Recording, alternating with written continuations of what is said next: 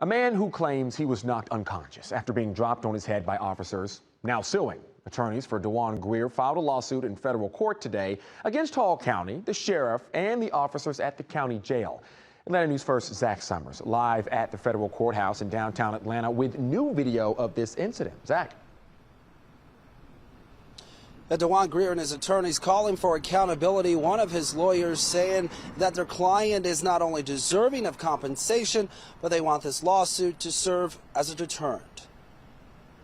Question about whether or not it was intentional is obvious. Intentional and unnecessary. Words used by attorneys representing Dewon Greer, who allege in a 29-page lawsuit Hall County jail officers used excessive force while others failed to intervene after Greer was severely injured while in custody. 11 defendants that are named in this lawsuit, we believe all played a part in violating Mr. Greer's constitutional rights. Body cam video from September 18, 2021 appears to show Greer complying with officers' demands to get on his knees.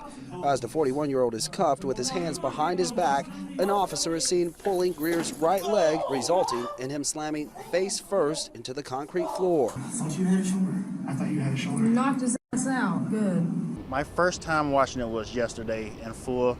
It was the first time I brought myself to watch this whole video, and it's still sickening. Greer was arrested for not paying child support despite showing officers proof of payment.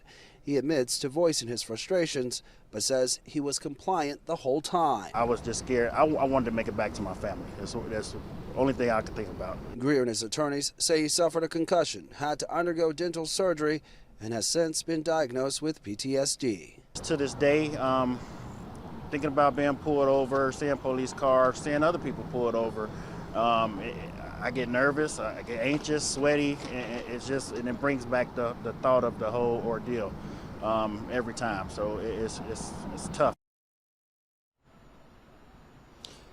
Greer's attorneys also allege he was hogtied in a wrap restraint under the false pretext that he was a threat to himself. The Hall County Sheriff's Office say they cannot comment on pending litigation. In downtown